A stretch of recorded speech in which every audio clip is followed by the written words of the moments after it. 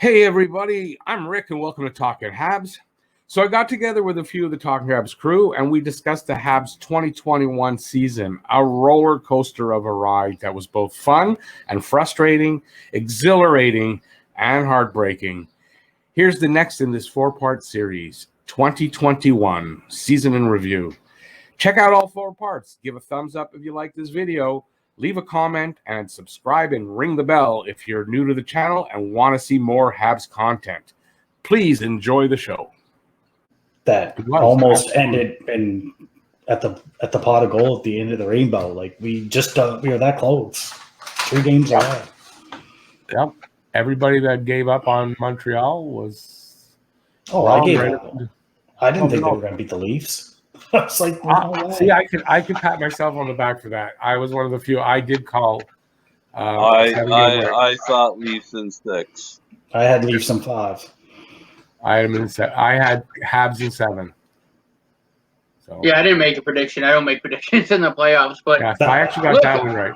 But I didn't think we would get beaten up as bad as what people would say, because I just thought, you shut down that first line, but somehow we could be okay, and that's what they did, and look what happened.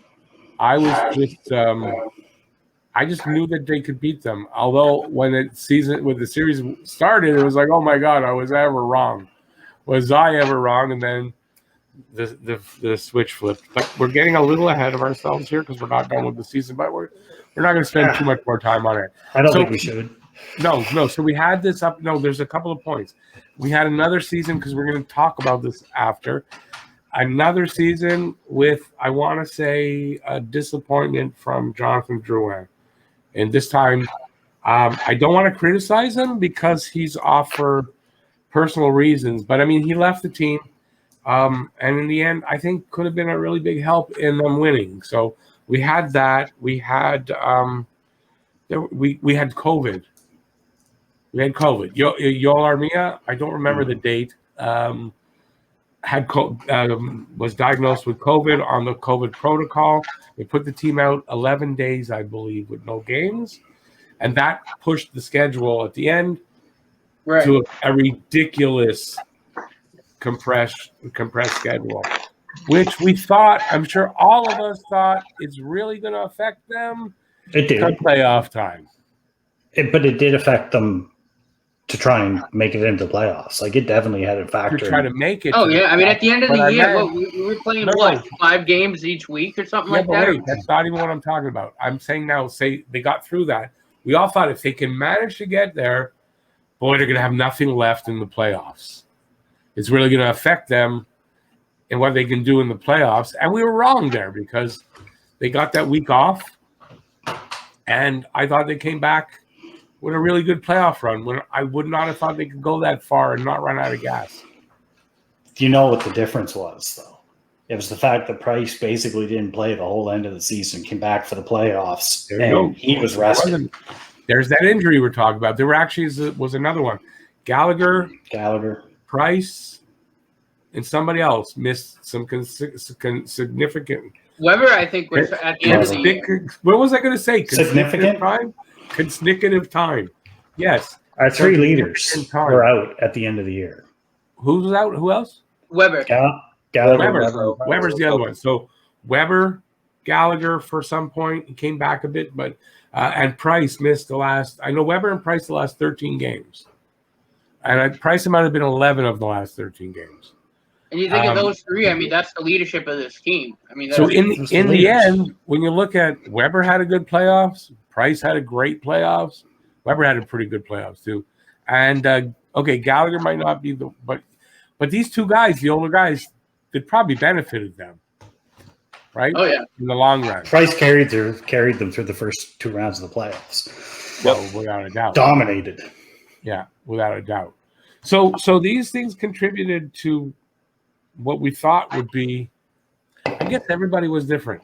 And if you looked at any of the experts going into each series, and they pick who's going to win and how many games, first series, nobody picked the Habs. Second series, I think the same. I don't think anybody picked them. If anybody did, Delaney did. No, I don't- did. No. I mean the pundits, the writers, and the pundits. I mean the official people. And I'm then more important than them. Vegas, two people picked. And then by the time we got to Tampa, which is we faced the worst or the hardest team, there were actually four of those pundits picking Montreal. So it got better going along, but nobody had faith. And all the way through, everyone was saying Montreal's lucky. Look, they got to face Tavares was out, and then Scheifele was out, and then who for Vegas? Who would have been out? Was there anything in Vegas? What was his Oh name? yeah, Was, Stevenson. Yeah, was Stevenson out. missed a few games, but So we were lucky. I feel like that luck thing was over once we played Vegas because Vegas was pretty much healthy. yeah, No, it was over once we got to Tampa, and then Tampa beat us, and then no one said anything about luck. No, I saw that lucky stuff all the way through. I don't agree with that. I don't think we No, I even don't got agree. lucky with Winnipeg. I really I don't agree with it, but people were talking about it. Yeah, well, people were crying the whole playoffs. Even when Montreal was winning, they were still whining and bitching. Jeff, people were saying, and they were feeling, and it had to be true because that's what matters today. Okay, so we get to the playoffs. So now we'll go through each round of the playoffs. I'm not even using any of my. I prepared all these. So round one, Montreal versus Toronto. Montreal wins the series 4-3. They were down 3-1 after 4, and the turnaround happened. So each guy, I guess, give me your thoughts on that series. We'll start. Let's see, who am I going to pick? We'll start with Delaney. It was amazing. Absolutely amazing. Best comeback of all time. By far. It's up there. Oh, Yeah. Well, because it was the Leafs. That I've watched. And because it was the Leafs, too. Yeah, exactly. Yeah, that was an amazing series. So how did you feel going in? You thought for sure Leafs are going to win. I thought Leafs in 6, easy, maybe 5. So then Montreal comes out. For sure. Montreal comes out, gets outplayed in game 1, yet wins on that Paul Byron tripped. Getting tripped, there would have been a penalty, and he scores on an amazing goal. And I'm not sure, was that in overtime or am I wrong? No, that was shorthanded in regulation. It was in regulation right at the end of the game. So they win. Definitely shorthanded. They win a game they shouldn't have won. So what were you thinking after that? You guys go through each. So that whole series is basically, I thought, split in Toronto, then followed by a split in Montreal, then bang bang would be Toronto. And Matt, what did you think? What did you think after game 1? I mean, after game 1, I was happy we won. Obviously, with what had happened to Tavares, it kind of overshadowed the game. I'm happy he's okay, but after we got that game, got that win, I was thinking, okay, we can ride this a little bit. And then I'm also thinking, well, okay, now Toronto's going to be playing for their captain. That might not bode well. And yeah, losing Tavares was huge for them, but they still got the Rashad winner and another top 5 guy in scoring on their top line. So it's not like they were, really handicapped by it. There wasn't a reason why they couldn't score a bunch of goals, and 3 and 4 they did. And after those 2 games, I was going, oh God, all right, crap, we might be in trouble. And then they just, in Toronto fashion, just couldn't close it out. Okay, well, you went farther. Jeff, what do you think after first game? I knew the Tavares thing was going to be huge, like in our favor, him not playing. So after the first game, we won it. And then they don't have Tavares. I was like, well, we got a shot at this. But I still, because of the way the team played the last month of the season and Price hadn't played, and I was like, man, I thought the Leafs could take care of us. I didn't really think it was going to be in 5 games anymore. I figured it would probably be 6. But at the same time, I was like, every night watching the games, watching Marner and Matthews get completely shut down, I was like, man, like if they can keep these guys off the scoreboard, because every game I was like, I said it in multiple streams and chats or whatever, like every Montreal has to play 60 minutes. The Leafs only have to play a couple minutes a game and they can score goals just like that. But it never happened. It never happened.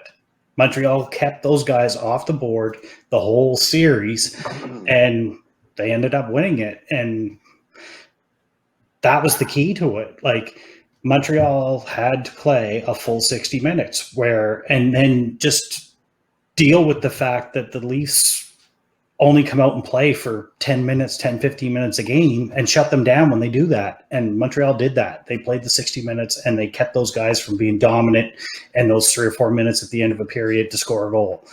And it worked. Carey Price was a major piece of that. Yeah. Now, it was scary. We were down 3-1. I was like, there's just no way. Like, I didn't think the Leafs could choke that bad. Like, I feel like I literally felt bad. I got a ton of friends and family that are Leaf fans. I literally felt bad for them after that. Like, I've never felt bad for Leaf fans before, but after that one, I was like, man. But I remember I was comparing it to the comeback against the Nordiques in '93. Like, that's what it reminded me of, because there was so much fight in that Nordiques team. So this was bigger.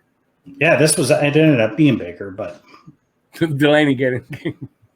Go ahead. I when I look back at that series, Jeff, you brought up a good series. The only difference is I used to love Quebec. They were probably my second favorite team. So if they had to lose, it would have sucked, but not as much as losing to the Leafs, because I didn't know any Leaf fans. Oh, that would have been brutal. Oh, it would have been terrible to lose to the Leafs. But at the same time, as much as winning that series was like, whoa, baby, that was awesome. I was like looking at some of my friends going, man, if you want to burn your jersey, I get it. Like, go for it. Yep. Like, Well, and that was kind of the first time where they really epically choked. Like, choked. They choked last year. Yeah, but that was against Columbus. That was against Columbus. Every That's not the same thing as choking to Montreal. Choking against Columbus is not the same thing as. That's bad. No, I'm not saying he is. I'm also saying, like, they also came into, as the overwhelming favorite, as one of the best scoring teams in the league, and they couldn't do it. I mean, they epically choked away the series. What was that? We talked over you. Oh, sorry. Even without Tavares, they should have won that. The Leafs. All right, no, and I touched on that earlier with Matthews and Marner at the way they can score. They really. I mean, if the two of them actually got going and scored, yeah, they didn't really. They still should have beaten us. Okay, here's how I thought. So after the first game, well, my reason for picking Montreal was very simple. I just thought it was going to be a lot of pressure on Toronto. Toronto had to win. They went all in, and they literally had to win. And considering that in the season that we had, and they have to win, and then guess who's their opponent in round one? And this is a team that has trouble getting out of round one. And I thought, you know what? They're gonna choke at some point. They're not gonna do it. And as we got through, I thought game 4, for game 5, I was okay. This is the last game. That's it. I mean, I was sure we were out. And then once they turned it around and we got to game 7, what did I say about game 7? They're going to choke here, like grip the sticks too tight. The pressure is going to mount if Montreal can hold off the score and all that. And it's what happened. It's exactly what happened. Mm-hmm. And I don't know who's messaging us, but I'd also say too, and like in that game 7, Toronto didn't even look like they wanted to play hockey. Montreal they just looked defeated. After game 6, I just feel like they were like, all right, we lost. That's what I was talking about. That's what I was talking about. The fact that it was Montreal was even that much worse. Right. I made the pressure even that much bigger, and that was. I think that was the deciding factor in the series. I really do. Like all the pressure was on, and then once they lost game 6, I was like, that's it. It's done. It's over. Yeah. No, and you, like I said, you saw the way they played game 7. I mean, the way they lost game 6, they couldn't mount an offense. They couldn't do anything. Montreal was just taking pucks away, and then another bad turnover that we forced. It was that led great. to the OT goal. What's P want? I thought P wanted. Yeah, I mean, Game 7 they were defeated. It was, it was just like, all right, well, we lost Game 6. Series is over. Like it's not, and you got to think if they actually played hockey in Game 7, maybe they would have had a chance. They were defeated. They looked defeated. They looked like it was over for them, and they were gripping. I just remembered something. When we were supposed to start at 10:30 my time, and I told my friend I would be done 12:30, and he just showed up. He was a Leafs fan, but I told him I was still talking to you guys, so he's told me he'll be quiet. Okay, yeah, Leafs fan, be quiet, Leafs fan. All right. I think we got to move on. We're only in round 1 here. Okay, we're moving on. So next round comes up, round 2, Montreal versus Winnipeg, and Montreal sweeps Winnipeg. In doing so, Montreal became the first team, maybe the second team, that went from a 3-1 deficit in the first round and to win, and then to sweep their opponent in the next round. So that was something. And Winnipeg had just come off sweeping Edmonton to get to the round 2. So I don't think now there's only 2 of us here, so we're losing people real fast. So I don't think too many of us thought that this series would go Montreal's way. I know I didn't, but I did feel that if Montreal would beat Toronto, that it wouldn't matter who the opponent is, they'd be capable to do that. But I wasn't 100% confident in it, and it turned out really well. What did you think about the Winnipeg series, Matt? So going into it, personally, I didn't really think much of the sweep of Edmonton, and here's why. Edmonton is only their first line. After that, I mean, they got nothing. So they put up a lot of points in the regular season, but until they can find a way to fill out that roster behind McDavid and Draisaitl, I just can't see them having much playoff success. Like I said, there's nothing there for me. So going into the Winnipeg series, I didn't think we'd sweep them, but I thought we'd win it. I didn't think, like I said, I didn't think it was going to take much to really sweep Edmonton. And, they're a good team, but I didn't think we'd lose. I thought we'd beat them probably in 6 or 7. And then, we came out, played great in Game 1. And, as we'll get to it, the Evans thing happened. And I think we took that as motivation and stomped them into the ground. Yeah, I didn't have the confidence. Oh, the ghost there, the devil's back in our room. Jeff, what did you think of Delaney? What? Oh no, I was just waving. I thought I was the devil. Oh, what did you think of Montreal's chances against Winnipeg, Jeff? I thought Winnipeg was the team that was going to come out of the North, so that tells you what I thought. I'll just add this: the Winnipeg series is the series where I totally started to get annoyed with the whining of Habs fans and the refs and all this stuff. I was like, man, like they're winning, like just shut up. Like it drove me crazy. It made it hard to watch the game or watch the games in the chat and stuff because the team was winning and people were still complaining about referees and all this crap. And it got to me, that series. That was the series where I was like, man, I don't want I made a ref. I think I made a ref video, so I was on that side. Delaney, what did you think of the of that Winnipeg series? Of the going into it? Oh, I was completely confident after beating the Leafs. I honestly thought we could beat the Jets in 5 the most, so I'm completely not surprised that we swept them. Okay, so now Game 1 comes off, and Montreal wins. And on the winning goal, was it the winning goal? Or anyways, the last goal. It was the empty netter, yeah. Right, so the empty net, that's right. The empty net goal, Jake Evans skates hard to get the puck, and he does a wraparound, which probably he shouldn't have done, considering he left himself you're vulnerable. And, right. He probably shouldn't have tried for the wraparound, but it was a game-winning goal. And it was the empty netter. It's like how was he supposed to know someone was charging at him? Well, okay, that's debatable. It doesn't mean the hit was right though, but he probably shouldn't have. Like everything I've heard, most people wouldn't have gone for that. That's what I can surmise. Anyway, it happens. Mark Scheifele skates the length of the ice to save a goal, according to him. But it's clear he was pretty much going there to hit the guy. I thought it was a dirty hit. He got what he deserved, and I knew at that point Winnipeg were done. Yeah. Okay, but I didn't ask the question yet. Are you psychic? Okay, so Scheifele skates down, and in the end, basically, it's a dirty hit in the long run. It was a charge.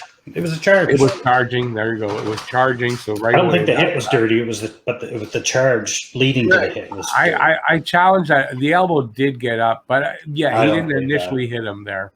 He did eventually hit him in the head somewhat. So there was contact with the head. Wasn't initial. Anyway, that's debatable, but you're right. It was charging. That's for sure. So Scheifele gets ejected from the game, which was nothing because it was almost over.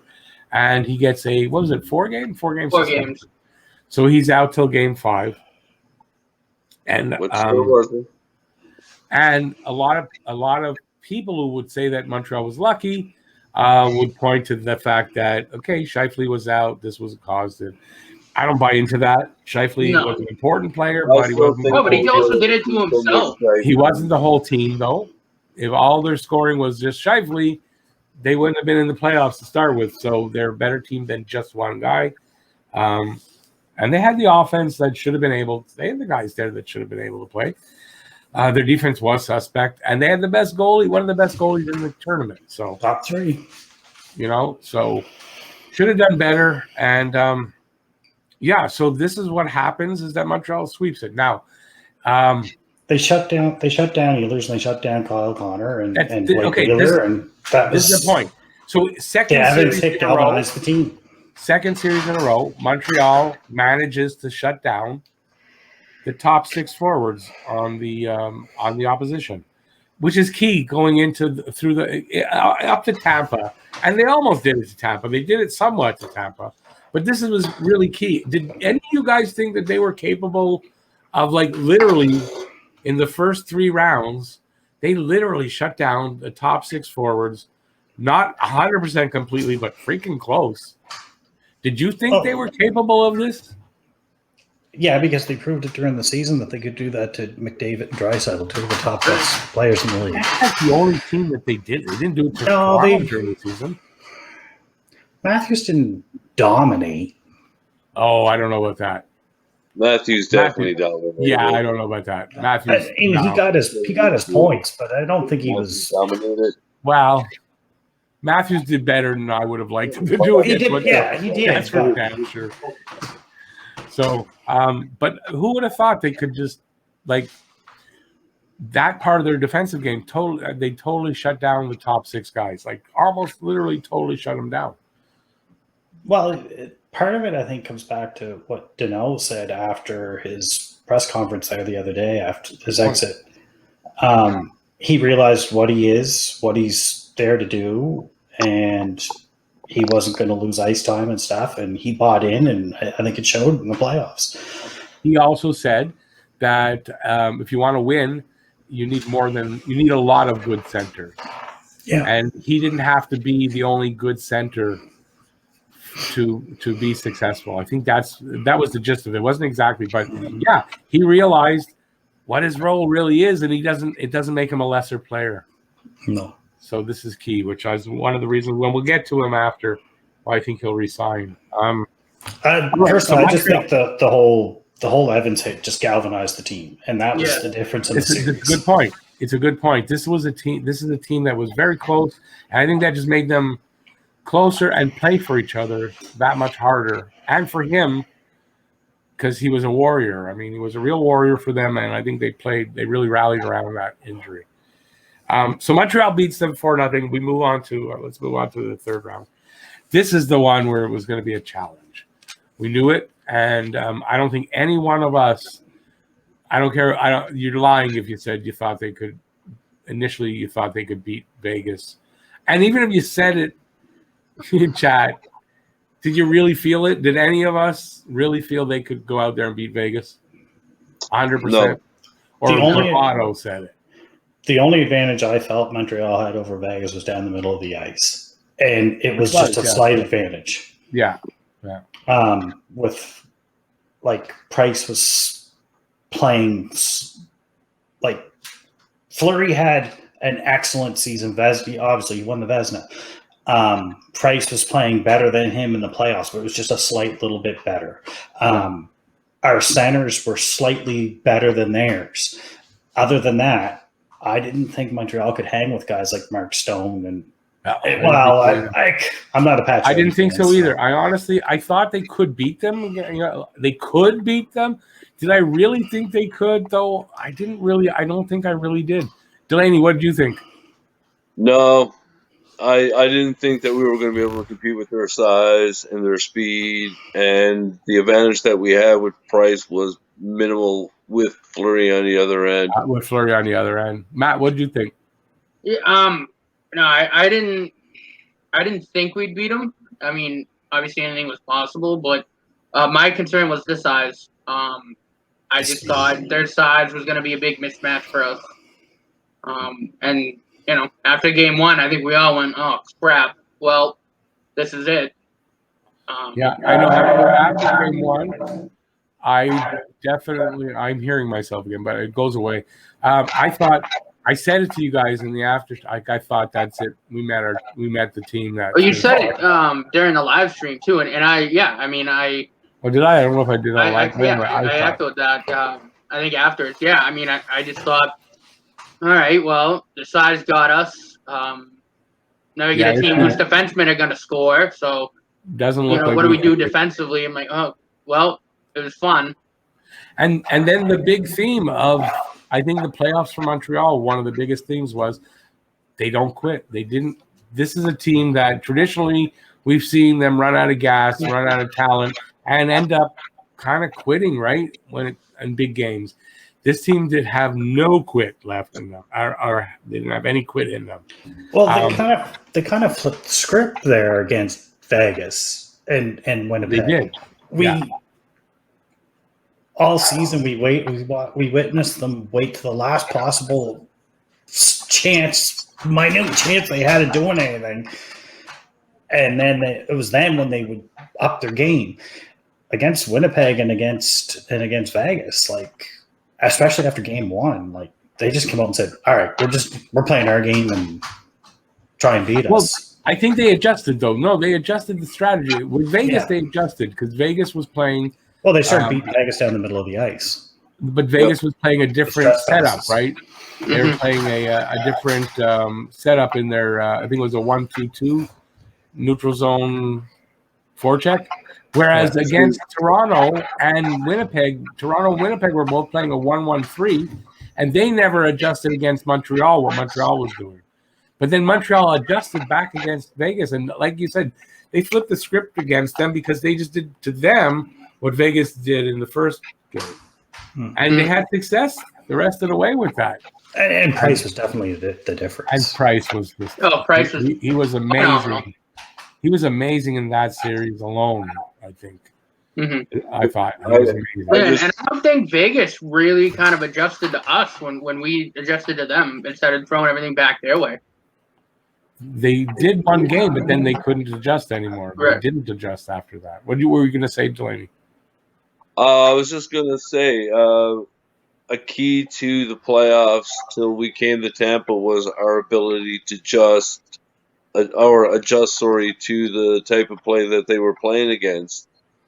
They knew what to do after playing a team once to play against them for the series. They were able to adjust after that first game, and we forgot. This was when Dominic Ducharme was diagnosed with COVID, so we had Luke Richardson come in, and he did was it the second game of the series? I think the second game, right, of the Vegas series. This happened. Yeah, the second. Yeah, actually, it might have. Yeah, no, it was the third because it was after the second game when they came back to Montreal. And okay. So we had. I mean, there was a lot of adversity for Montreal, and they just. I just love the no quit. the fact that Luke Richardson really did a good job in replacing Ducharme, and I love the fact that they just overcome. They were so good and so the no quit. I don't know how else to describe it. I just love that no quit attitude now. I'm not used to seeing in them. They had it a couple of years ago when they just missed the playoffs. Okay, Domi's but first year. not in the last couple before this one. Not last year, but the year before with Domi's first season. Anyway, I love seeing it. I love seeing it in the playoffs, and it got them through there. So let's touch on just this one thing. Was anybody surprised that Marc-Andre Fleury kind of cracked in that series? Yeah, I was. Yeah. I'm a Fleury fan. Yeah, I know you are. That's why. Me too. I love Fleury. Because you got to say he kind of cracked, right? Laner played 2 games in the series, right? If I'm right, he played 2. Mm-hmm. And I'm a Laner fan too. And Fleury had that mistake against behind the net that led to that Anderson goal. Like he cracked. I was a little surprised on that. I thought it would have been. I don't know. I thought it would have been a little closer, a better duel between the 2 goalies. So I hope you like that. Please check out the other parts in this 4-part series. Give a thumbs up, leave a comment, and subscribe, and ring the notifications bell to get your daily fix of Bleu Blanc Rouge right here at Talking Habs. Hit the join button and join the membership for weekly members-only content. Thanks for watching, everybody. Stay safe out there, and peace out, y'all.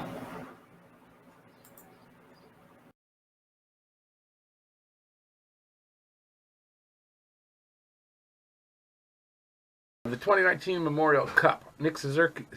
Yeah. Okay. Take 1. Finished.